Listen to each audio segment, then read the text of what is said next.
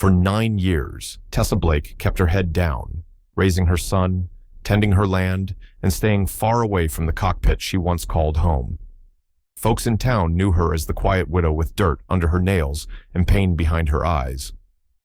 But when a whiteout storm rolled across Montana and a family went missing, something inside her snapped back into place. She pulled the tarp off a forgotten helicopter buried in her barn and did the unthinkable. This wasn't a rescue mission. It was a reckoning. And by the end of that flight, secrets long frozen in her past would come roaring back to life. Stick around. This story will change the way you see ordinary people forever.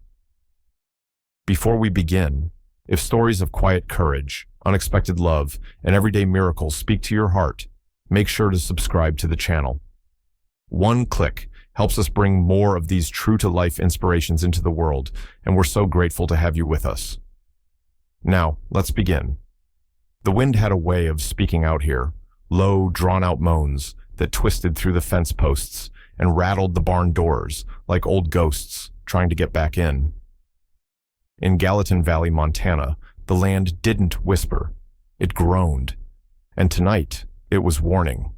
Tessa Blake stepped out onto the creaking porch of her farmhouse, her boots crunching against a thin layer of brittle snow that hadn't quite decided if it wanted to melt or multiply. Overhead, clouds swirled thick and impatient, painting the sky in a bruised shade of gray. She didn't need the weather radio to tell her a blizzard was coming. The air had that charge, dry, sharp, electric. A storm was always honest if you knew how to listen. She pulled her jacket tighter around her frame and took a long look at the fields beyond her property. The cattle were already huddled along the southern edge of the fence line, noses tucked down into their hides, waiting. Her sheep had retreated into the upper barn 2 hours ago without her needing to call. Animals knew. Inside the feed shed, she worked quickly, dragging out sacks of pellets and hay with the efficiency of someone who had done this dance too many times to count. Her gloves were frayed at the fingertips, but they gripped like they were new. The muscles in her shoulders moved with quiet resolve. There was no panic in her body, only habit. Blizzard warnings came and went. What mattered was getting the job done before the roads disappeared and the power cut out. "Hey, Mom," a voice called from the porch, muffled behind the screen door. Tessa turned her head. Her son, Caleb, stood there with a blanket draped over his shoulders like a cape, his hair sticking up like he'd just rolled out of bed, which he hadn't. The boy was always thinking, always scribbling, always asking. "Yeah," she answered, brushing hay from her jacket as she walked back toward the house. He held up a piece of notebook paper. A crude drawing filled the page, lines of snow swirling around a dark, powerful-looking helicopter flying through the storm. He'd even shaded in the rotor blades with the side of his pencil for dramatic effect. "Did you really fly those?" he asked, eyes wide with genuine curiosity. Tessa stopped at the steps, her breath clouded in the cold. She looked at the sketch for a beat too long, then at her son. His face was so earnest, so ready to believe. She could have lied, said it was just something from a movie. But the truth had weight, too much weight. "I used to," she said finally, voice flat. "Why'd you stop?" he asked, as only a 9-year-old would. She didn't answer. Instead, she opened the screen door and stepped inside. Caleb frowned, but didn't push. He rarely did. Living with Tessa had taught him that some doors weren't meant to be knocked on. Inside, the wood stove crackled faintly. The air smelled of cedar and faint grease from the supper they'd barely touched. Tessa hung up her coat and walked to the sink, staring out the window that faced the barn, the side of it she never let Caleb go near. From this angle, you couldn't see the faded tarp hanging just inside the half-collapsed structure. You couldn't see the rot around the edges, or the faint glint of metal that sometimes peeked through when the wind blew just right. That barn held pieces of her she'd promised never to touch again. The scanner on the kitchen counter crackled to life. Gallatin Pass, mile marker 27. Vehicle reported missing. Possible family of 4. Tessa froze. The voice on the other end was faint, buried beneath static, but familiar. Bozeman dispatched to Gallatin SAR. Repeat, search and rescue needed. Conditions deteriorating. She turned slowly toward the sound. "Mom?" Caleb asked again, quieter now. Ruthie Jensen's voice cut through the next transmission like a blade. "This is Unit 4. I'm hearing reports from the gas station down on Elk Hollow. Truck left for Big Timber around dusk. Never made it through. Wind's picking up fast." Tessa exhaled through her nose. Short. Sharp. Outside, the snow had started again. Small flakes, dry and biting, swirling in frantic circles. Caleb looked up from the drawing in his hands and followed her gaze toward the side of the barn. "You think they'll find them?" he asked. Tessa swallowed hard. "I hope so," she said, but in her gut she already knew. Hope wouldn't be enough tonight. Not with this storm. Not out here. She walked to the fireplace and threw on another log, letting it catch before sitting in the rocker next to it. Caleb sat cross-legged on the floor nearby, sketchpad in hand, but he wasn't drawing anymore. He was watching her, studying, noticing the tension in her shoulders, the way her hands flexed and unflexed in her lap. Outside, the wind howled louder, and the old screen door thudded gently in its frame. Ruthie's voice came back over the radio one last time before silence fell. "Might need eyes in the air if this keeps up." The words lingered in the room like smoke. Caleb looked toward the kitchen window again. The barn door creaked, and Tessa closed her eyes. The wind wasn't whispering anymore. It was calling. It hit around 2:17 a.m., that deep, throaty growl of wind that didn't rattle the windows so much as press against them like it was trying to come inside. The kind of wind that could find every crack in the walls and remind you just how small you were out here. Tessa woke before it even reached full pitch. Her eyes snapped open, heart pounding like it was mid-fall. For a second, she didn't know where she was. The sound of snow whipping against the side of the house blurred with something else. Screams, rotors, flashing lights, desert wind in her face. It wasn't Montana anymore. It was that airstrip in Alabama, and she was strapped into the left seat of a Black Hawk, spiraling too fast toward... She sat bolt upright in bed. Her chest heaved once, then again. She pressed the heel of her palm into her sternum and waited for the shaking to stop. It didn't. From the next room, Caleb snored softly, tangled in a pile of fleece blankets, unbothered, unaware. Tessa pulled on a thermal shirt and her coat, slid into her boots without socks. The floorboards groaned beneath her, a language she understood better than most. She grabbed the flashlight off the hook by the back door but didn't switch it on. The snow was coming in sideways now, fine and sharp. It stung her cheeks and crusted in her eyelashes. She ducked her head into the wind, walked with a slow, deliberate stride across the yard, toward the barn, toward the thing she hadn't let herself touch in 8 winters. The old padlock was gone, snapped last spring when a raccoon got into the feed bins.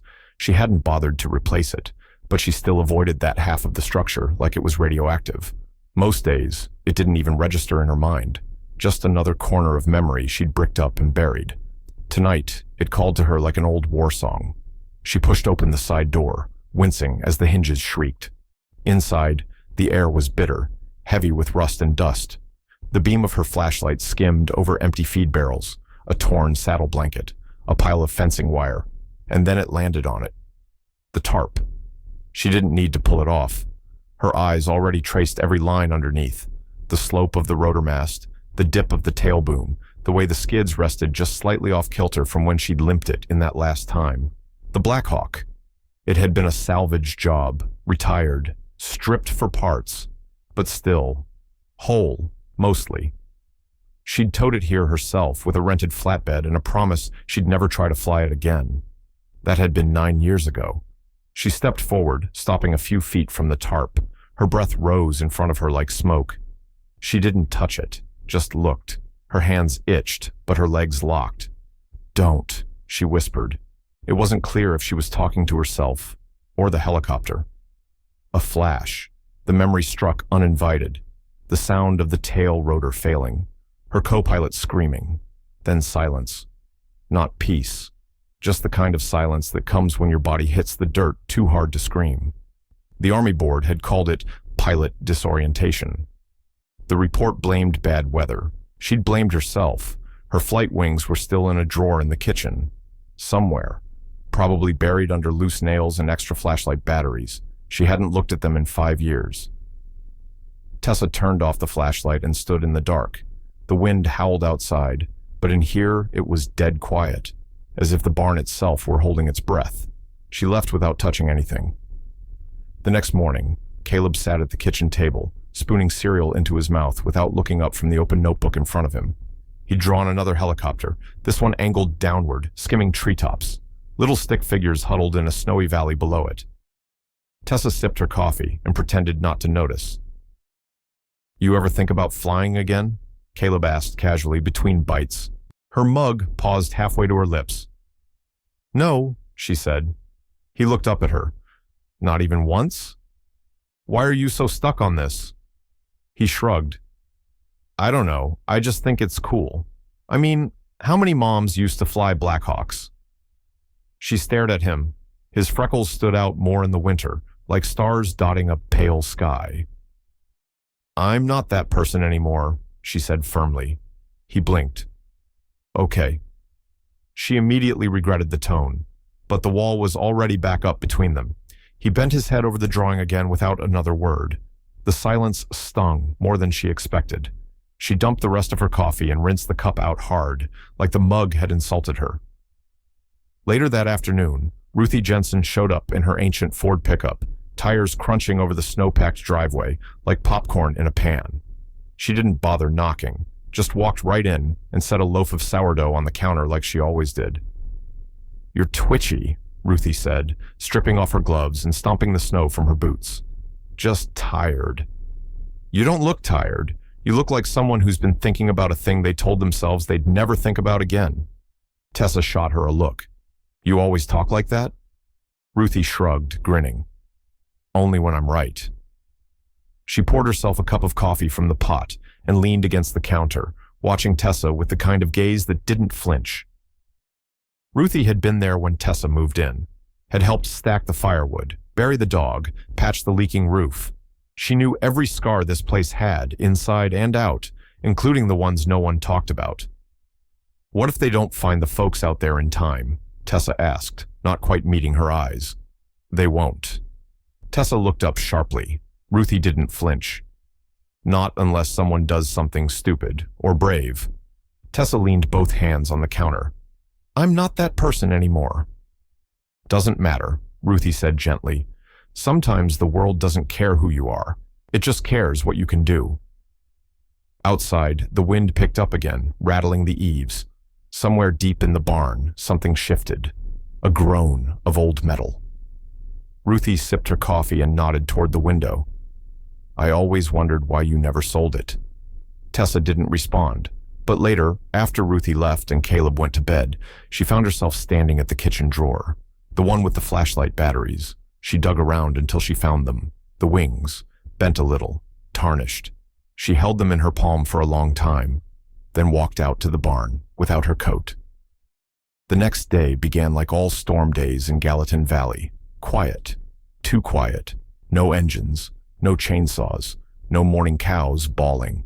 Just wind dragging its knuckles across the ridgelines like it was searching for something to rip open. The kind of quiet that came before things fell apart. Tessa was hauling buckets of thawed water to the livestock troughs when the radio in the mudroom crackled. "Unit 5 to Central Dispatch. Come back, dispatch." She paused, listening. The static scratched and sputtered, then cleared. "This is Central. Go ahead, 5. Tessa didn't recognize the voice. It was someone out of Livingston, but the next one was unmistakable. "This is Jake Mallard, Unit 2. I'm on Elk Hollow Road. Visibility's shot. We've got a problem." Tessa froze. Jake had the voice of someone who rarely raised it, unless there was no other choice. He was a volunteer EMT, but no less serious than the paid guys, the type who dug people out of avalanches in February and then fixed your snowplow in March. If Jake was worried, you damn well should be. "There's a family trapped out past Gallatin Pass," he said. "Black Suburban went missing last night. 2 kids, both under 12. Parents were headed to visit family near Big Timber. Never made it." Tessa's heart thudded in her chest. "The ridge is iced out. Tree fall across Route 90. Plows can't get through," Jake continued. "No air support from Billings. They're grounded. Visibility's down to less than 20 feet on the high road." Romano's voice jumped on the line next, calm but clipped. "I'm 3 miles out from your location, Jake. Diverting now." Then a pause. "Any eyes in the sky at all?" Static. Then, "Negative. Closest guard unit is grounded due to wind shear warnings. No choppers going up in this." Tessa lowered the water bucket slowly. Her breath came out in a slow, frosted stream. No helicopters. Not one. The barn's side door creaked behind her in the wind. It wasn't locked. Not since she'd stepped inside last night. She hadn't told Caleb. She hadn't told anyone. But something about standing in front of the Black Hawk again, about seeing it even under the dust and time, it had changed the way she moved that morning. She heard the door to the house open. "Mom?" Caleb's voice was light, cautious. Tessa turned, trying to compose her face before he came into view. He was wearing his winter boots, pajamas still tucked into thick socks. His hands clutched the little hand-crank radio he used to listen to emergency calls. "You hear that?" he asked. "I did," she said. His eyes were big. "Are they going to die out there?" Tessa crouched in front of him. "Don't say that." "But they said there's no way in, and they can't fly." Tessa swallowed. Her throat was dry. "There are other ways," she said softly. Caleb hesitated, then looked past her, toward the barn. He didn't say anything, but his eyes narrowed. Tessa stood. "You stay inside today. No playing in the snow. Stay close." She went back inside the house, wiping her boots hard on the mat. She didn't want Caleb to see her hands shaking. Half an hour later, Caleb was gone. The front door creaked once, and then silence. Tessa noticed only when she walked into the living room and found the radio left on the floor, its dial still tuned to emergency frequency. The blanket from the couch was gone. So were his boots. She sprinted to the porch and scanned the yard. Nothing. Then she saw it. Movement near the barn. Her chest tightened. She marched through the snow like a storm herself, yanking the side door open, just as Caleb peeled back a corner of the tarp. "Mom," he whispered. His face was pale, snow dusting his hair like ash. He didn't look guilty. He looked odd. "Is that really a helicopter?" Tessa didn't answer right away. The Black Hawk sat there in the cold, like it hadn't aged a day since its last flight. In some twisted way, it looked more alive than she did. "Back in the house, now," she said. "But now." Caleb slumped, but obeyed. He knew when to push and when not to. He shuffled back across the yard without another word. Tessa stood there for a moment, hands curled into fists. She turned back toward the chopper. The years had not been kind to it.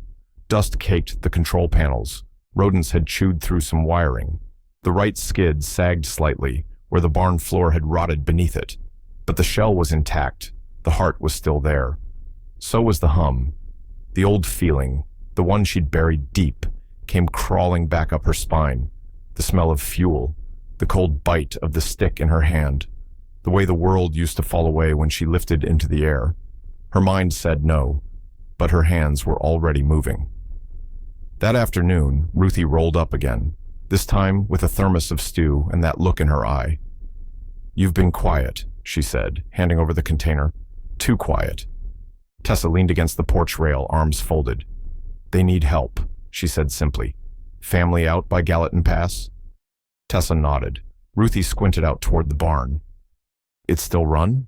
Tessa didn't look away. "I don't know." "Guess there's only one way to find out," Ruthie said. By sundown, the wind had grown teeth. Romano's voice came through the scanner again. "Negative visibility. Pulling back to checkpoint. We'll try again at first light." Tessa sat at the kitchen table, turning a wrench in her hand. Caleb watched her from the hallway, silent. She didn't make dinner. She didn't turn on the TV. She just stared out the window at the barn and the rising dark. Her jaw clenched. Outside, the snow came down in sheets. Somewhere out there, a family was huddled in a black Suburban, waiting for a rescue that wasn't coming. Not unless someone got stupid. Or brave. The barn hadn't felt this alive in years. Its rafters, once silent and sagging under dust and snowfall, now echoed with the shuffle of boots, the clatter of tools, and the low hum of breathless urgency. Light spilled from two halogen work lamps clipped to the rafters, casting long shadows across the barn floor where rust and age had made their home. The air smelled of oil, hay, and something older, something just shy of memory. Tessa crouched beside the fuselage of the Black Hawk, her hands blackened with grease, sleeves pushed up to her elbows. The rotor head stared down at her like a sleeping beast, and she touched it with the mix of reverence and familiarity a rancher might give to a wounded horse. It wasn't just metal and wiring, not to her. It was a second chance she never asked for. "I haven't seen one of these up close since Baghdad," Jake Mallard muttered, walking around the tail boom. He had a socket wrench in one hand and a flashlight in the other, jaw tight with disbelief. "Where the hell did you get it?"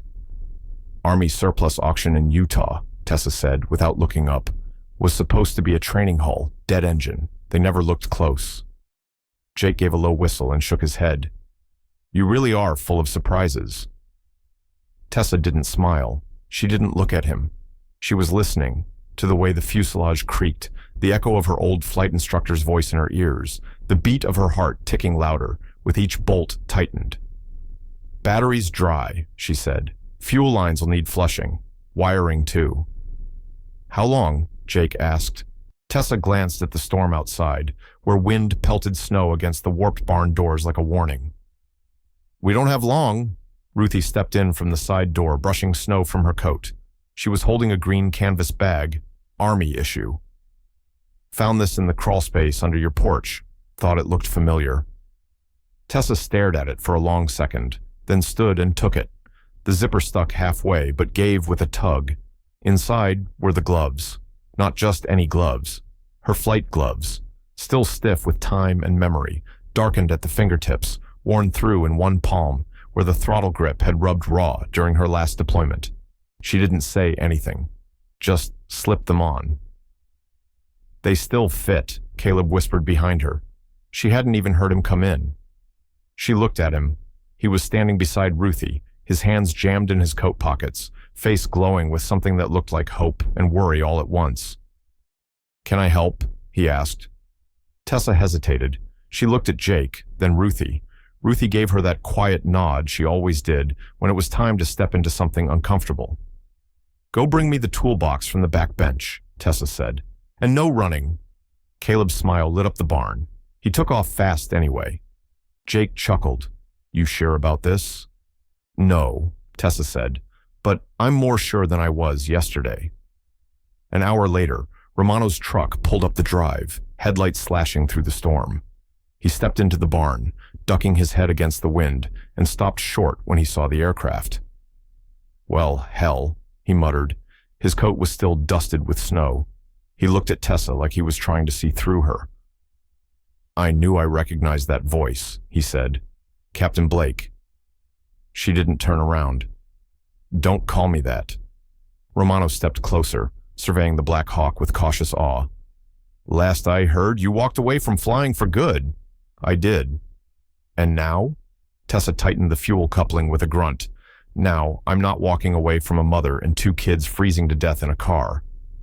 Romano folded his arms. "Do you even know if it'll fly?" "Only one way to find out." He stepped back, studied her for a long moment, then nodded slowly. "Fair enough. What do you need?" By the time night fell, the storm had turned vicious. The wind sounded like a freight train rolling just outside the walls. The snow didn't fall. It hurled itself sideways, sticking to every surface like paint. But inside the barn, the Black Hawk stirred. It started with a flicker, then a sputter, then the low, wheezing grind of a turbine coughing back to life after nearly a decade asleep. Tessa sat in the pilot's seat, one hand on the throttle, the other dancing across the console. Jake stood behind her, holding a flashlight steady over the panel. "Fuel pressure's holding," he said. "Rotor alignment looks clean." "Battery's peaking," Tessa replied. "Starter's warm. Let's try it." She closed her eyes for a second. The engine whined. The rotors groaned. Then, slowly, steadily, they turned. The sound was shaky, uneven, but it was there. The Black Hawk was breathing. Ruthie, standing near the open doors, let out a low, amazed whistle. Caleb jumped up and down. "It works! It actually works. Tessa kept her hands on the controls, not daring to smile yet. The cockpit smelled of burnt dust and old oil, but to her, it smelled like purpose. It wasn't just about flying anymore. It was about becoming the person she'd once believed she had to bury. Romano stepped into her field of view, holding the latest dispatch printout from the search teams. "They're alive," he said. "Thermal drone picked them up just before the storm grounded it. They're about 6 miles past the summit. Snowed in. No movement since 0400. Temps are dropping fast." Tessa looked up at him, the rotors now spinning with confidence above her. "You flying solo?" he asked. "No," she said. Caleb looked up, wide-eyed. "Me?" "Absolutely not," Tessa said. Jake raised a hand. "I'll ride." She paused, thinking, then nodded. "Gear up. We lift in 30. She climbed down, moving to the open bay. Caleb followed. "So, you are that person again?" Tessa knelt in front of him. "No," she said softly. "But maybe I never stopped being her." He looked at her like she'd just told him magic was real. Outside, the snow came down in curtains. The world was closing in. Inside, the Black Hawk was ready, and so was she. The barn was trembling, not from the wind this time, but from something deeper, something alive. The rotor blades of the Black Hawk beat slow and steady overhead, like the pulse of an old heart learning to trust itself again. The storm outside shrieked and pounded against the rafters, but inside the cockpit, it was all systems, all breath, all muscle memory, clawing its way back from 9 years in the dark. Tessa adjusted her headset and ran through the checklist one final time, her fingers gliding over the switches like she'd never stopped. The panel lights glowed amber and green, flickering slightly with the strain of age, but holding. Jake Mallard climbed into the cabin behind her, buckling into the side seat. He wore his EMT winter jacket, a bulky headset, and a look on his face that hovered between awe and total disbelief. "Feels wrong to be in here," he said, voice crackling through the comms, "like we're breaking into a memory." "We are," Tessa said. "Hold tight." She turned to Caleb, who stood just outside the cabin door, bundled in his thickest coat, watching her like he was watching someone step into a legend. "Mom." "You stay here," she said firmly. But Caleb didn't move. "You said once that flying was like having another set of eyes." Tessa blinked. "I did." "You said when you're up there, you don't feel small. You feel like you finally fit somewhere." Her throat tightened. She looked back toward the instrument panel, eyes darting. Jake leaned forward. "He's not wrong." Tessa hesitated, then, "Get in." Caleb's mouth dropped. "What?" "You sit next to me. You don't touch anything. You don't speak unless I say so. Understand?" He nodded so fast, she worried he'd pull a muscle. Jake looked like he wanted to argue, but didn't. He simply offered Caleb a fist bump as the boy scrambled into the co-pilot seat and strapped in, face glowing with a mixture of fear and pride. Tessa adjusted his harness, her hands slow and deliberate. "You watch," she said. "You learn, and you hold tight." The skids rattled as the engine whined to full power. Snow swirled in every direction outside the windshield, reducing visibility to a wall of white chaos. The halogen barn lights flickered behind the haze like lost stars. For a moment, Tessa just sat there staring into it, her chest clenched. 9 years. 9 years since the fall. 9 years since the crash that killed her co-pilot and left her with a back full of metal and a heart full of silence. She'd walked away then. She'd sworn she'd never fly again. But the world doesn't care about your promises, especially not when someone's counting on you to break them. Tessa gritted her teeth. "Engaging collective," she said aloud. The rotors roared, wind and snow screaming past the open cracks in the barn. The old Black Hawk began to lift. The barn doors burst open from the pressure, snow and hay blasting inward as the skids cleared the floor. Tessa fought to hold it steady, compensating for the rot in the tail rotor, the lurch in the port side blade. Caleb's eyes were wide. His hands gripped the seat, white-knuckled. Jake muttered, "Well, I'll be damned." And then, with a final shudder, the helicopter cleared the rooftop. They were airborne. The world outside was a void. Tessa leaned into the stick, adjusting pitch. The storm wrapped around them like a living thing, clawing at the blades, hissing against the windshield. The horizon had vanished. Only muscle memory and years of flight school, buried deep and clawing their way back, kept them level. She flew low, hugging the treetops and frozen fence lines, watching for anything that could guide her. Fence posts, rock outcroppings, the occasional flicker of a reflector. The landscape had become unrecognizable. Jake's voice buzzed in her ear. Thermal reading was 6 clicks northeast of the pass summit. You think this thing can handle the crosswinds? She's already handling them, Tessa replied, not taking her eyes off the storm. In the co-pilot's seat, Caleb was silent, watching the gauges as if they were ancient runes. Outside, everything was white. Then, movement, a flash of color. Tessa banked left, hard. The copter shuddered but responded. Through the swirling snow, the dark shape of a vehicle came into view, half buried in a snowdrift near a cluster of pine trees, like it had spun out and slammed into the edge of the woods. The black Suburban. Its headlights were buried, windows frosted opaque. Tessa hovered. "Jake," she said, "I'm not getting thermal from here." Jake peered out the side window. No movement. "That snow's at least 4 feet high." "Visibility's too low for winch work," she muttered. "I'll go down," Jake said. "Rope me in." Tessa didn't argue. Jake clipped into the harness and swung open the side bay. Wind howled inside instantly. Caleb flinched but didn't look away. Tessa steadied the aircraft, teeth gritted, every muscle trembling with the effort of holding level in a swirling wind tunnel. Jake descended. She watched him drop through the swirling white like a shadow being erased. The moment he touched down, he fought his way to the Suburban and pounded on the side window. Nothing. He moved to the back door, cleared snow, yanked it open, and disappeared from view. Tessa's hands stayed locked in place, sweat beading on her brow despite the cold. "Jake, report." Silence. Then, "There's 2 kids, barely conscious. One's wedged in the back. The mother, she's breathing, but shallow. We need to move them now." Tessa scanned the gauges.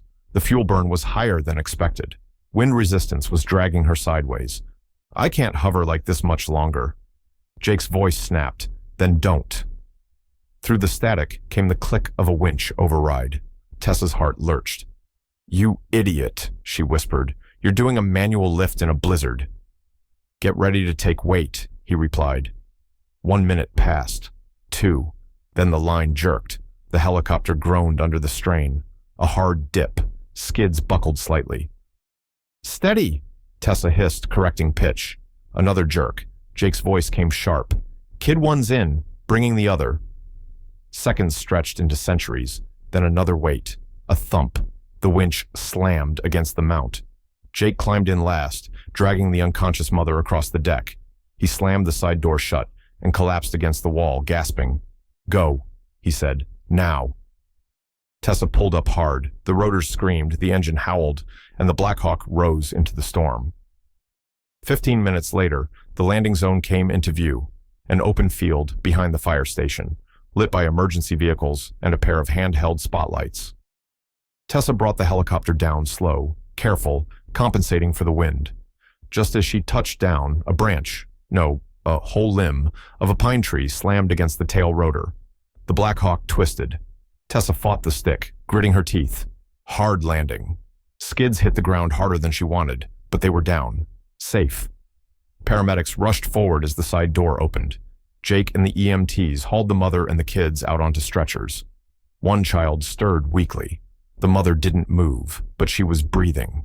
Alive. Tessa unbuckled slowly, hands shaking.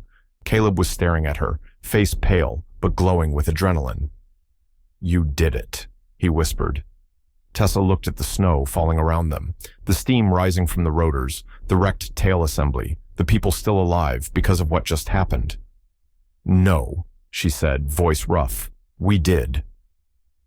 The world was still white. Even after touchdown, even with the lives pulled from the snow and loaded into waiting ambulances, the storm refused to let go. Snow kept falling, sideways, upward, slantwise, like it didn't care about gravity anymore. It howled through the broken tail of the Black Hawk, found every gap in the frame, and screamed like it wanted to pull the bird apart from the inside. Tessa sat on the edge of the open bay door, arms resting on her knees, headset still crackling in her ears. Her breath came in short, hot bursts, fogging the air in front of her. Her gloves were soaked. Her flight suit was stiff with cold sweat. Her back ached in that familiar, deep place that hadn't stirred in years. She looked out at the chaos on the ground, paramedics rushing, stretchers being wheeled, floodlights painting the falling snow gold. She watched Jake hop down from the cabin, legs stiff from the cold, and hand off one of the rescued kids to a waiting EMT. One of the little girls clung to his jacket sleeve until they had to gently pry her off. Caleb sat quietly beside her in the cockpit, helmet pushed up off his ears, eyes locked on the lights. He didn't say anything. He didn't have to. He'd watched it all. The ropes, the winch, the way the helicopter had bucked and shuddered with every added ounce of weight. The way Jake had risked himself to haul the kids out of that snow-trapped SUV. The way Tessa had held the bird together with nothing more than willpower and stubborn, buried muscle memory. A uniformed EMT stepped up beside the bay. "You folks saved them. No doubt about it. All three'll make it." Tessa exhaled hard. "That's good." "You flying her back tonight?" She shook her head. "Tail rotor's out. Took a limb on final descent. It's grounded for now." The EMT nodded and backed away, disappearing into the blur of snow and spinning red lights. Jake climbed back in and slid onto the bench beside her, still panting from the cold. His face was pale, but he wore a crooked grin. "Hell of a first night back in the air," he said. Tessa leaned forward, elbows on knees. "You dropped through that winch line like you'd done it 100 times. I've watched you do it enough in those training tapes you gave Romano. Figured it was my turn." She laughed. Not loud, not long, but real. It caught her by surprise. Back at the farmhouse, the storm wasn't letting up. The wind pushed against the front door as Tessa, Caleb, and Jake stepped inside. The place was dark except for the soft flicker of the wood stove. Ruthie was already there, standing in the kitchen in one of Tessa's aprons like she owned the place. "I made coffee," she said without turning. "And chili. You need both." "Bless you," Jake muttered, shrugging off his coat. Tessa collapsed into the chair nearest the fire, rubbing her eyes. Caleb sat across from her, silent for a moment. Then he said, "You didn't even flinch, Mom. You didn't panic. You just flew." "I panicked plenty," she murmured, "but you did it anyway." She looked at him across the room. He wasn't smiling like a kid anymore. He was looking at her like he'd seen something permanent shift inside her, like something had been buried there for years and was now finally breathing again. Jake slurped his coffee and leaned back, staring at the ceiling. "You know Romano's going to file a report," he said. "He has to." Tessa didn't answer. "And that report's going to go to the county. Maybe even to the state." Still, she said nothing. Jake looked over at her. "You ready for that kind of attention again?" "I didn't do it for attention," she said. "I know. That's what makes it dangerous." Ruthie walked over, dropped a folded towel on her lap, then gently set down a bowl of steaming chili. "They'll call you a hero," she said, "whether you want them to or not." "I'm not," Tessa said. "I just didn't want those kids to die out there." Caleb sipped his water. "But you used to be, didn't you? A hero, I mean." She looked at him. For the first time in years, she didn't deflect. "I tried to be," she said. Hours later, long after Jake had driven home and Ruthie had gone back to her ranch, Tessa sat alone in the barn again. The wind had calmed slightly. The lights were off, but the moonlight bounced off the snow, filling the space with an eerie glow. She stood in front of the Black Hawk, arms crossed. The damage wasn't catastrophic. The tail rotor assembly was cracked, and one of the electrical junction boxes had shorted from snow exposure. But the frame was still good, still strong, and somehow, despite it all, the engine had held. Just like her. A soft sound made her turn. Caleb stood in the doorway, wrapped in his coat, holding something in his hands. He walked up and handed it to her. It was her old flight logbook. "I found it," he said, "under the drawer in the mudroom. The pages are stuck together, but most of it's still readable." She flipped it open. There it was. Her last logged flight, 9 years ago. The notes in the margin written in a younger, braver hand. The entry ended abruptly, cut short mid-sentence. She touched the ink gently. "I thought you stopped being this person," Caleb said. "So did I." He looked up at her. "What changed?" Tessa exhaled through her nose, slow and steady. "The storm didn't care who I used to be. It just needed someone who could fly." They stood in silence for a long moment. Then Caleb asked, "So, are you going to fix it?" Tessa looked back at the Black Hawk. "I don't know yet," she said, but her hands were already moving to touch the cracked rotor, already mapping out repairs in her head, already thinking in flight. And outside, the storm kept whispering, not threatening this time, just waiting. The wind hadn't died. It had only changed its pitch. What came down from the mountains in the early hours of that morning wasn't a gentle tapering of the blizzard, but a roaring descent, a frigid, downhill cascade of white rage that blew past every drift and ditch like it had business to finish. And now, as dawn peeled back the sky, just enough to show a few ghostly pine tops through the haze, the valley braced for what came next. At the edge of the field behind the firehouse, the Black Hawk sat silent and wounded. Its tail rotor was shattered, half torn off by the limb sheared in last night's hard landing. The skids were crooked, one bent from impact. She looked grounded in every way a machine could be. And yet, to the people crowding around the crash site this morning, she looked like something pulled straight from legend. And the pilot? She stood 20 feet away, wrapped in a borrowed coat, coffee cup in hand, watching the flurry of motion with a face like stone. Tessa Blake had flown a dead helicopter through a living storm. She had lifted a mother and 2 children out of what should have been a frozen grave and brought them back without backup, without orders, and without permission. Now she was trying to disappear before someone made her a headline. "Blake!" a voice barked over the wind. Chief Romano, still in his SR gear, jogged across the icy lot. His clipboard flapped in one gloved hand, the other waving her down like she was about to bolt for the trees. "You didn't file a flight plan." Tessa took a slow sip of her coffee. "Didn't know I needed one to save lives." "You didn't log the aircraft. You didn't declare your license status. Hell, you didn't even call it in." "I didn't have time to ask permission." Romano gritted his teeth and looked like he wanted to argue, but didn't. Instead, he glanced toward the news vans now parking at the edge of the firehouse perimeter. "You've got about 6 minutes before they're all up in your face." "I won't be here that long." "You planning to vanish again?" Tessa didn't answer.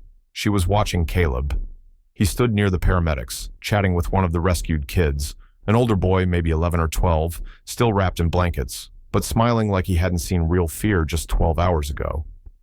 Caleb pointed toward the helicopter, gesturing wildly with his hands like he was retelling the whole flight in animated bursts.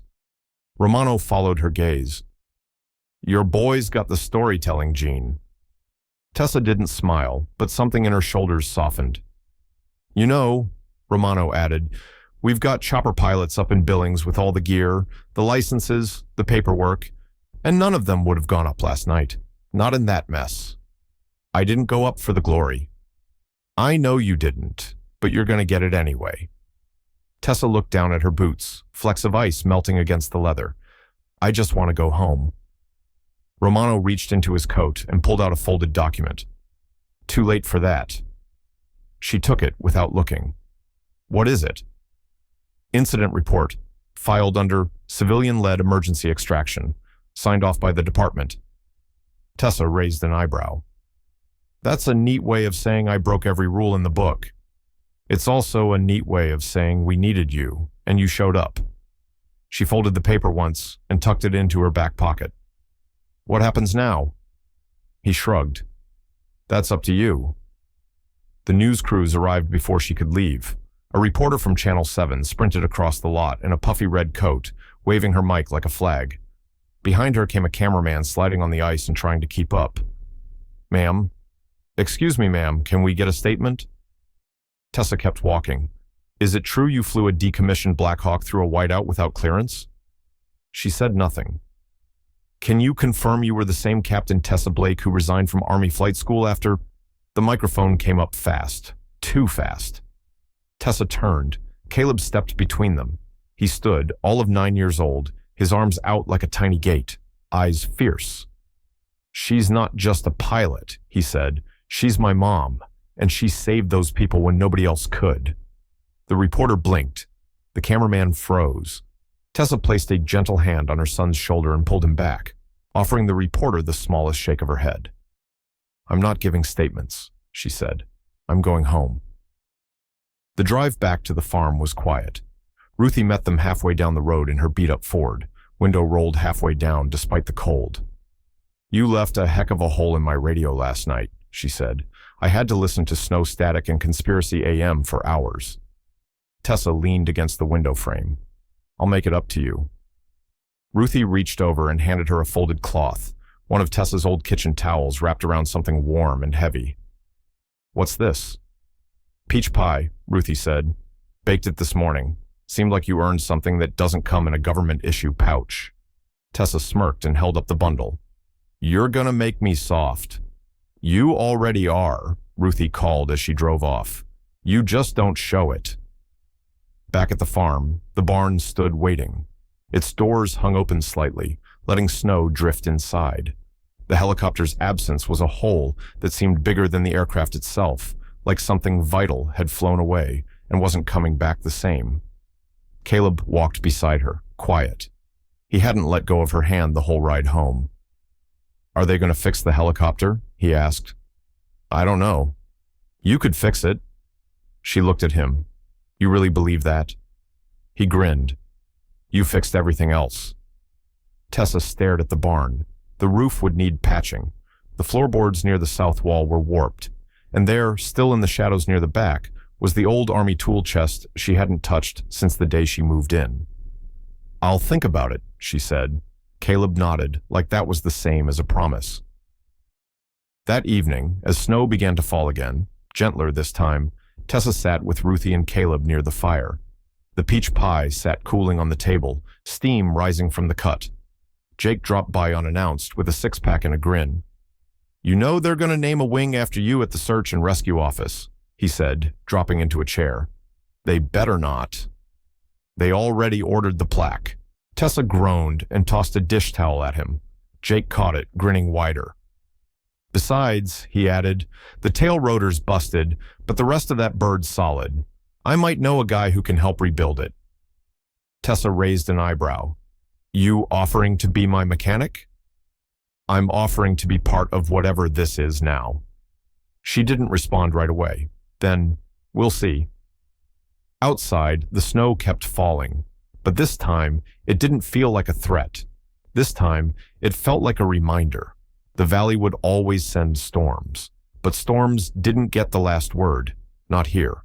Not anymore. By the time the sun pushed through the morning clouds, the worst of the storm had broken.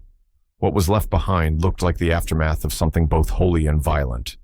The drifts were sculpted like frozen waves, the pine trees bowed as though in reverence, and the fields sparkled under the weak Montana sun.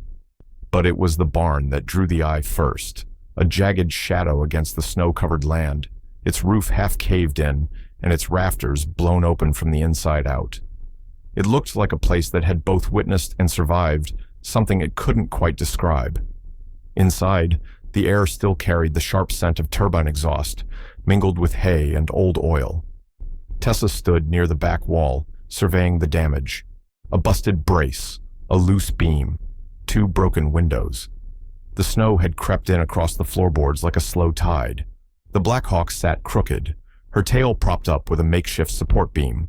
From the outside, she looked like a lost cause. Tessa, however, had seen worse. She'd lived worse. She took a step forward and ran her hand along the cold metal of the fuselage, not as a pilot this time, not even as a mechanic, just as someone who'd shared something with this machine: grit, failure, survival. Behind her, boots crunched in the doorway. Jake. He paused for a second, squinting at the sunlight bouncing off the metal, then walked toward her carrying something wrapped in tarp. "Thought you could use this," he said. He unwrapped the tarp to reveal a replacement tail rotor assembly, scuffed but intact. "Where the hell did you find that?" she asked, half amused, half suspicious. "Old training bird out at the Wildland Fire Depot," Jake said. "They owed me a favor. Don't ask." Tessa ran her fingers over the metal. This is clean. Tested it myself, Jake added. Wiring solid, no warps. You replace the bearing seal, she's good to go. She stared at the part for a long time, then looked up at him. Why are you doing this? He shrugged. Because you didn't let those kids die. Because you didn't wait for orders. Because you made all of us remember what we're capable of when we stop waiting around for someone else to fix things. And because you like broken things, she added with a soft grin. Jake laughed. Takes one to know one. They stood in the silence of the barn for a while. Then Jake said, more quietly, and because I owe you an apology. Tessa tilted her head. I was the one who told Romano not to press you years ago, he said, back when you moved out here. I told him you wanted to be left alone, and he agreed. Because I did. Yeah, well, maybe we let you down anyway. Maybe we should have asked what you were running from. Tessa's eyes drifted to the rafters. You wouldn't have liked the answer. Maybe not, Jake said, but I would have listened. She turned toward him. You're listening now? Better late than never, he said.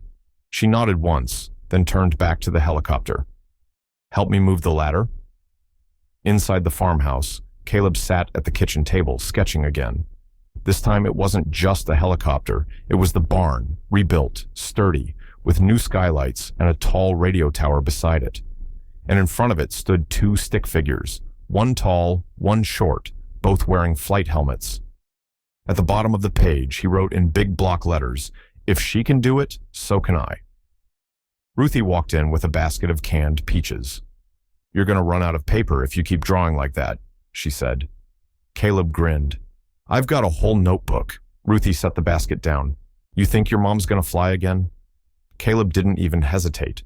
She already did. Ruthie looked out the window toward the barn, her weathered face softening. Yeah, she did, didn't she? Then she turned to Caleb. You know, I think the valley needs her more than ever now. She doesn't want to be famous. She won't be, not the kind of famous you see on TV. But around here, we remember who shows up when it matters. That evening, the three of them sat around the fireplace, Tessa, Caleb, and Ruthie. Jake had stayed behind in the barn, muttering something about aligning brackets and not trusting other people's bolt work. He had a headlamp, coffee, and zero intention of stopping until the rotor was mounted. Romano arrived just after sunset, wearing a thick parka and holding a manila envelope in his gloved hand. Got something for you, he said to Tessa. She raised an eyebrow but said nothing. Romano stepped inside and held out the envelope. From Helena, governor's office. Tessa didn't reach for it. You opened it already, she said flatly. I did. And? She wants to meet you. Says your name came up during the Search and Rescue Review Board. They're calling what you did a civic act of heroism. She's asking if you'll attend a recognition ceremony at the Capitol. Tessa leaned back in her chair. Ruthie said, You gonna go? I don't know. Caleb looked up. You should. I didn't do it for medals. I know. That's why you deserve one. Tessa glanced at Romano, then Ruthie, then her son. They weren't pressuring her. They were reminding her of who she was, of what she could still be. She reached for the envelope.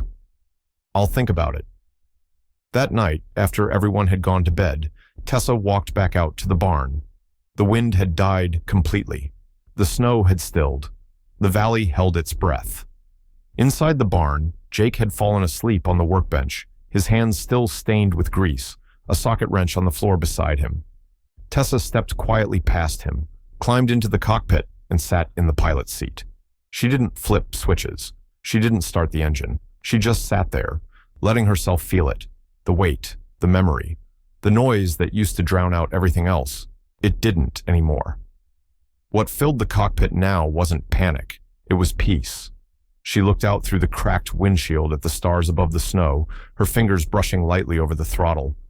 And for the first time in years, she didn't feel like she had to run from who she used to be. She just had to remember her. The State House in Helena was made of limestone and quiet judgment. Tessa had seen it once before, on a school trip, maybe 25 years ago, when she still thought becoming a fighter pilot would be the pinnacle of everything she might become. Back then, the building had looked like a castle. Now, walking up its broad stone steps with Caleb at her side and Ruthie trailing just behind, it felt more like a spotlight wrapped in concrete. She didn't like spotlights. She adjusted her coat. It wasn't a uniform, not anymore, just flannel jeans and boots that still had straw stuck in the tread. She'd refused the formal invitation to wear decorated attire. There was nothing left to decorate. The medals were in a box under her bed. The rank had been left in a hanger a lifetime ago. Caleb, however, looked like he was walking on air. He wore his best sweater, a second-hand blazer 2 sizes too big, and a pin on the lapel shaped like a tiny helicopter. Ruthie had found it at a pawn shop in Butte the week before and insisted it fit the occasion. Inside the State House, polished floors echoed every footstep like a whisper multiplied. Romano was waiting near the chamber doors, dressed like a man trying not to look important, which of course made him look even more so. He gave Tessa a small nod as she approached. "Room's full," he said under his breath. "Press, staffers, a few veterans. They kept it quiet, but word got out." Tessa winced. Of course it did. "They want you to stand up there for 5 minutes and say something." "I wasn't told I'd have to speak." "They never do. That's how they get you." She muttered a curse under her breath, and Romano actually chuckled. "They put you in the 3rd row," he said. "Right side, middle seat. Governor will call you up near the end." Tessa glanced toward the chamber, where double doors waited like the mouth of something too grand for real people. She shifted uncomfortably. Ruthie stepped beside her and handed over a folded napkin. Inside was a piece of butterscotch candy. "For nerves," she said, "not speeches." Tessa looked at her. "You've done this before?" "I've done worse. Childbirth, for starters." Caleb squeezed Tessa's hand. "You don't have to say much. Just be you." Tessa gave the faintest nod and walked through the doors. The chamber was quiet in that artificial way government buildings often are. Too polished, too deliberate. Rows of chairs faced a modest podium, and an enormous seal of the state of Montana hung behind it, flanked by flags. People turned when she entered. Some of them smiled, others whispered. She hated all of it. She took her seat and tried not to fidget. Caleb sat beside her, practically buzzing with excitement, while Ruthie gave anyone who stared too long a look sharp enough to cut glass. One by one, speakers stepped forward. A fire chief from Missoula, who'd saved a child from a burning building. A rancher who'd led search crews during the flooding in Cascade County. A nurse who ran an underground triage during the first months of the pandemic. Then the governor approached the podium. She was tall, gray-haired, with a voice like warmed stone, and a way of speaking that made you lean in without meaning to. "We gather today," she began, "to recognize the quiet force that holds Montana together. The men and women who, when called, answer, not because they're asked, but because they can't ignore the need." Her eyes scanned the room. Tessa dropped her gaze to her boots. "There's someone here today who flew through a storm when no one else could, who reactivated a decommissioned aircraft with no backup, no authorization, and no concern for anything except the lives waiting on the other side of the mountain." Tessa's shoulders tensed. The governor continued. "Some might call it reckless, others heroic. I call it something else, a reminder. That courage isn't always loud. Sometimes it hides on farms. Sometimes it comes wearing flannel instead of flight suits." She paused. "Captain Tessa Blake, will you please join me?" It took Tessa a full 3 seconds to register the silence. Then a nudge from Caleb. She stood slowly. The applause was thunderous. She hated it. Every step to the podium felt like dragging a memory uphill. When she reached it, the microphone looked too big, the room too small. She didn't have a speech. She didn't want one. She cleared her throat. "I'm not good at this," she said, a ripple of polite laughter. "I used to fly helicopters. Then I stopped. I didn't think I'd fly again. Thought maybe that part of me belonged to someone else, a younger version of me who wasn't so tired." She looked down at her hands. "But then came the storm, and there were people stuck on that mountain. And I guess I realized you don't get to keep the parts of yourself you refuse to use." Another pause. She looked up, her eyes finding Caleb. "I didn't go up there to be a hero. I went because I couldn't not. She stepped back from the mic. That was all she had, but somehow it was enough. Afterward, in the lobby, people kept trying to shake her hand. She nodded politely, ducked away when she could. Ruthie intercepted a news crew. Romano blocked a selfie seeker, and through it all, Caleb grinned like his mom had just won the Super Bowl. As they made their way outside, the cold hit like a breath of truth. Tessa exhaled deeply. Romano stepped beside her. They loved it. I hated every second. Yeah, but you said what needed saying. He handed her a small velvet box. What's this? Governor's citation. You're official now. She opened it, a silver pin in the shape of a hawk in flight. She stared at it. Don't have to wear it, Romano said. Just don't forget why they gave it to you. Tessa slipped the box into her coat pocket. Caleb walked beside her, quiet for a moment, then reached into his own jacket. He pulled out a plastic toy helicopter. Here, he said. You hold it this time. Tessa laughed, a real deep sound. You planning to take my job? Maybe, he said, but not yet. On the drive home, the roads were clear. The sun broke through for the first time in days, and somewhere past the ridge, with the peaks still dusted in white, Tessa found herself smiling without meaning to. Recognition had never been her goal, but something had shifted. Not just outside, inside. She was still the farmer, but she was also the flyer. And finally, she didn't feel like those two selves were at war. They were the same woman. The snow melted slowly that year. It didn't vanish all at once the way it sometimes did in early spring, rushing down from the hills in torrents, leaving behind gullies and uprooted fence lines. No, this time the thaw came like a whisper, day by day. Fence posts reappeared first, then the gravel path to the barn, then the blacktop road curling past Ruthie's place, and with the melt came the hammering. The barn stood like a half-healed wound, scarred, open in places, but stubbornly upright. And if the weather cooperated, it wouldn't stay broken for long. The valley had made up its mind. That barn deserved to be whole again. So they came, not with fanfare, not because anyone asked, they just came. One morning it was Jake, dragging a flatbed full of salvaged lumber and tools from the old ranger station. The next, it was Mrs. Haddock from up on Bear Ridge, bringing sandwiches and black coffee in a steel thermos that had survived 3 husbands and a tractor fire. By the third weekend, half the valley was showing up. Some came to swing hammers, others came just to hold ladders, pour coffee, or lean on fence rails and swap stories. And at the center of it all, quiet, steady, and sometimes lost in thought, was Tessa Blake. She didn't direct, she didn't delegate, she just worked. The rafters went up in pairs, trusses climbing like the skeleton of something ancient being coaxed back to life. Jake worked with his shirt sleeves rolled, a pencil tucked behind one ear, and a framing nailer slung from his belt. Ruthie barked orders from the ground like a retired general in overalls. Caleb wandered everywhere, fetching tools, handing up nails, asking one too many questions about load-bearing capacity. At one point, he pointed to the unfinished ridge beam and asked, "Can we put in a skylight? One big enough to see the stars from inside the cockpit?" Jake raised an eyebrow. Cockpit? Tessa, up on the scaffolding, grinned. He means the bench seat. But it's kind of like a cockpit now, Caleb said. Right, Mom? She didn't answer. She didn't have to. 2 weeks into the rebuild, the Black Hawk came home. She'd been sitting in a temporary shelter behind the fire station ever since the rescue. Jake had finished the rotor repairs, rechecked the fuel lines, and rewired the shorted instrument panel. Romano signed off on the transport himself, though he made them promise, loudly, not to try and fly her again without clearance. They towed her back with a flatbed, and half the town trailing behind in pickups, like some small-town parade that didn't need a marching band to make it matter. When they wheeled her into the rebuilt barn, the crowd went quiet.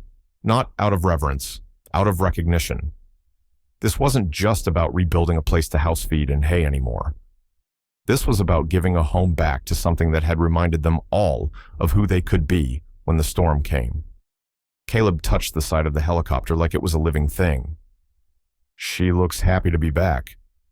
She's just cold, Jake said, tossing him a shop towel. "Rub her down." A week later, the radio tower went up. It wasn't tall, just enough height to catch the line of sight signals across the foothills. Jake welded the base. Romano donated the repeater, and Ruthie supplied an old military radio she claimed had once belonged to a cousin in the National Guard. Tessa installed it herself, perched on a ladder with wind in her hair and a crescent wrench between her teeth. When it crackled to life that night, Caleb sat cross-legged by the transmitter, listening to the soft hum of static and distant voices. He looked up. "Can we make a rule?" "What kind of rule?" Tessa asked, sipping her tea. "That it's not just for emergencies, that people can talk here, about anything, even if it's just about the weather." Tessa smiled. "Yeah, we can make that rule." Later that week, while cleaning out the last corner of the barn, Ruthie found an old metal tin beneath a warped floorboard. It was rusted shut and took Jake 20 minutes to pry open without breaking it.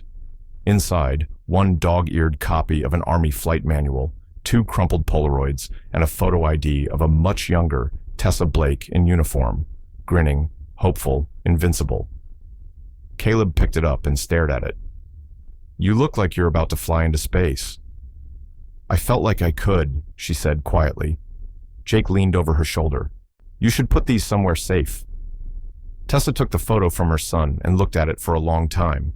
Then she grabbed a Sharpie from the workbench, scribbled something on the tin lid, and placed it high on a new shelf, tucked into the rafters.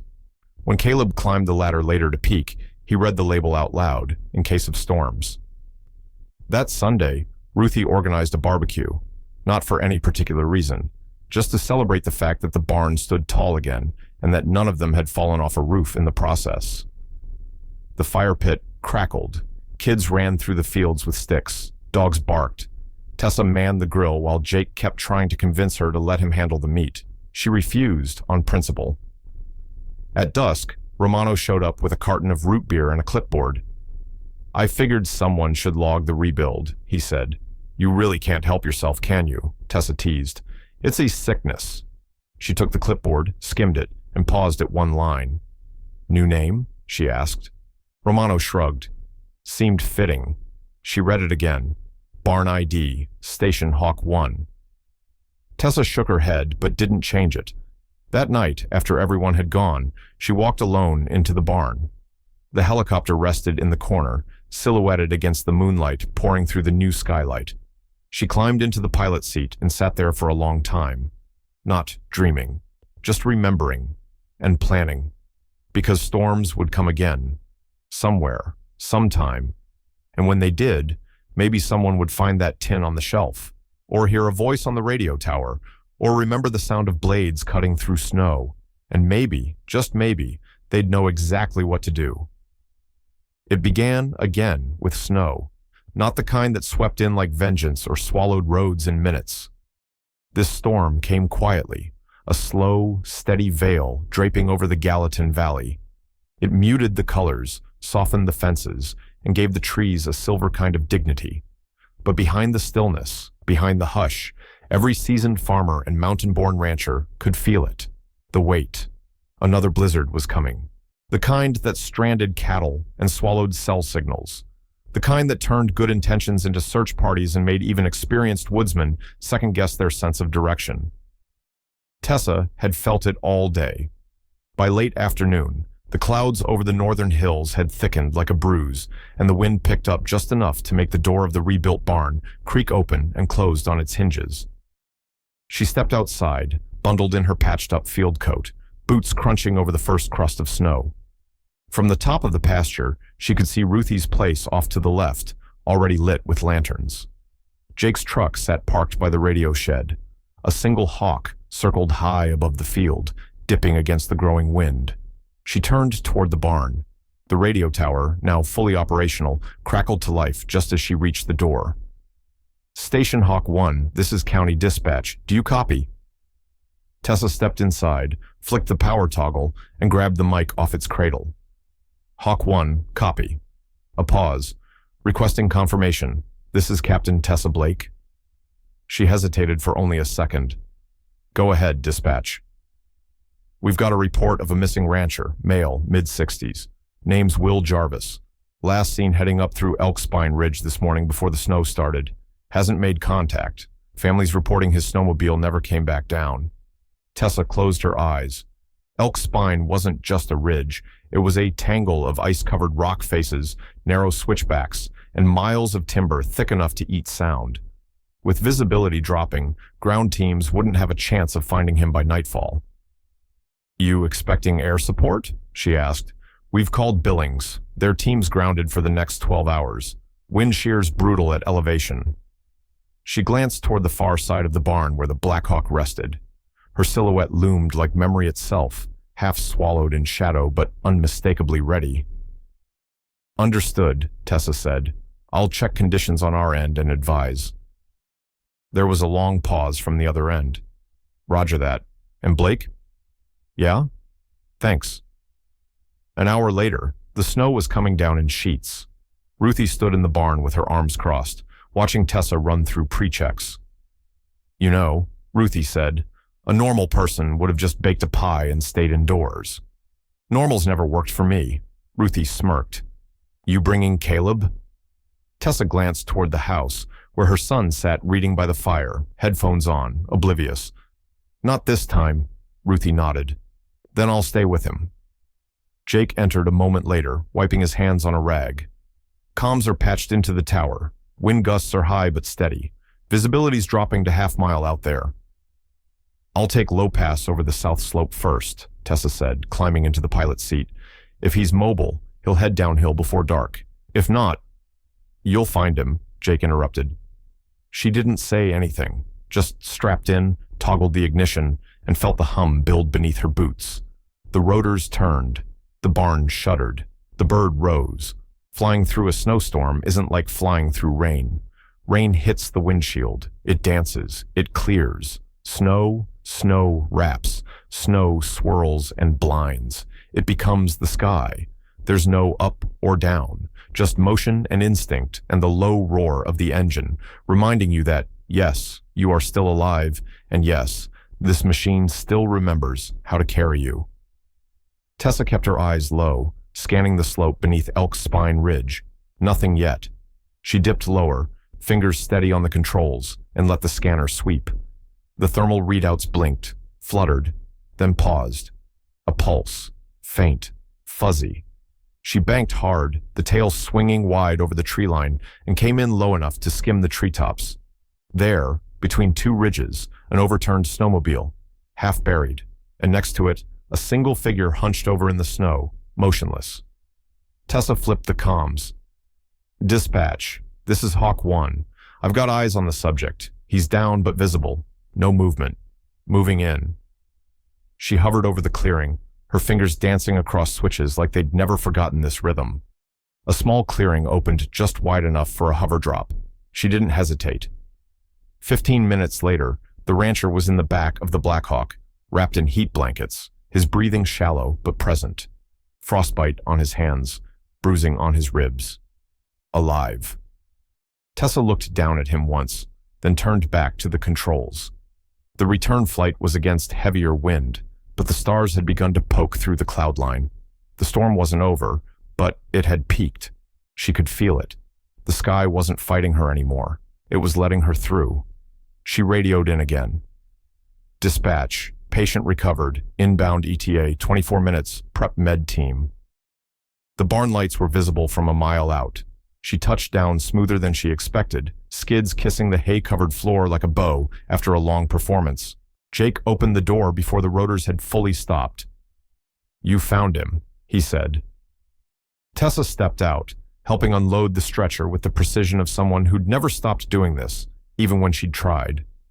Caleb stood just outside the barn doors, eyes wide, shoulders straight. "You went up alone?" he asked. "I did." "And you came back?" "I always will." He reached into his coat and pulled out her old flight gloves, her originals. "You forgot these." She took them slowly, the leather still warm from his hands. "Next time," she said, "you'll wear them." His eyes widened. "Really?" "One day, when you're ready." "I'm ready now," Tessa smiled. "We'll see." That night, the valley was still. Snow glittered beneath the moonlight, and somewhere in the quiet between the barn and the sky, a mother stood beside her son, watching the helicopter rest, silent, powerful, and alive again. Storms would always come, but now they had a way through. The farmers' market in downtown Bozeman was small by most standards, but to the valley, it was a celebration. Every Saturday, rain or shine, or snow, which still dusted the corners of sidewalks even in late April, locals gathered between the weathered wooden stalls with coffee mugs, flannel jackets, and conversation thick as syrup. Fresh eggs, homemade jams, sourdough, wildflower honey, wood carvings, knitted mittens, everything Montana and nothing fancy. Tessa Blake moved through the rows like she always had, quiet, practical, straw hat shading her face, a crate of root vegetables under one arm, and a thermos of strong black coffee in the other. No one pointed, no one clapped. The valley didn't operate that way. Here, legends could still buy goat cheese without being recognized, or at least without being interrupted. Until today. A woman stepped in front of her, mid-40s, soft face, holding a toddler on one hip and a reusable canvas bag in the other. "Excuse me," she said, tentative. You're the pilot, right?" Tessa paused, then gave a small smile. "I'm the farmer." The woman laughed gently, like she'd expected that. "Sure you are," she said. "My husband says you saved his uncle 2 months ago. He won't stop talking about it." "I just happened to be in the air." "That's what he said you'd say." Tessa nodded and moved on. Behind her, Ruthie watched the whole exchange from a baked goods stall, arms crossed, chewing on a cinnamon stick. "Modesty gets you nowhere," she muttered as Tessa approached. "You could have at least signed her toddler." "Babies can't read." Details. Caleb came sprinting up between them, red-faced, breathless. "There's a booth over by the feed store. They've got toy helicopters made out of wood and scrap wire. One of them even looks like ours." "Ours?" Tessa raised an eyebrow. "You know what I mean." He held up a hand-painted wooden hawk, wings spread, rotors loosely whirring in the breeze. "Best $3 I ever spent." "Did you use your allowance?" "Nope. Mr. Krantz said I could have it for free. Said heroes eat free in this town." Tessa opened her mouth to respond, but Ruthie beat her to it. He's not wrong. They kept walking, weaving between booths, pausing every now and then to chat with someone they'd known for years. Jake waved from the far end, manning a booth stacked with old ham radio equipment. Romano stood next to him, grumbling about signal strength and teenage dispatchers. Tessa felt something loosen in her chest. Not relief, not even pride, just ease, a sense of rightness, of belonging, of peace, maybe. That afternoon, back at the farm, the sun was warm enough to leave the barn doors open. The rebuilt walls gleamed under the light. Inside, the Black Hawk rested in her corner, still and dignified. Caleb knelt nearby, fiddling with a new transmitter Ruthie had found at a flea market. A small hum crackled through the speakers. "Testing, testing. This is Hawk Jr. calling Base Mom. Do you read me?" Tessa smirked. "Base Mom here. Go ahead." "Requesting permission to imagine cool rescue missions in my head while pretending to be as awesome as you." "Permission granted." He grinned. Tessa walked past the shelves, brushing her fingers across the tin labeled in case of storms. Next to it now was a second box. Newer, cleaner, but already scratched from use. Caleb had written in thick marker, "If she can do it, so can I." She picked it up and opened it. Inside were flight manuals, sketches, notes, one of her old dog tags, and on top, the little wooden hawk from the market. She closed it gently and placed it back where it belonged. That evening, just as the sky turned honey gold and the fields glowed with the last warmth of the day, she and Caleb sat side by side on the porch steps. The valley stretched out before them, fences, hills, trees, a few scattered silhouettes of grazing cattle. Far in the distance, the windmill turned lazily. "Do you think there'll be another storm?" Caleb asked. "Always is," she said. "Will we fly again?" "We'll see." A beat passed. "I kind of hope we do," he said, "but only if someone really needs it." Tessa ruffled his hair. "That's the only reason worth flying." A hawk soared overhead then, just one, alone, cutting a slow arc through the orange sky, wings motionless. Caleb pointed. That one's ours. Tessa nodded. Some stories don't need telling, she said. They just need flying. Exactly. And with that, the farmer leaned back against the porch post, her boots crossed at the ankle, her eyes half closed. Still the same woman, still just the farmer. But now the valley knew the truth. And so did she.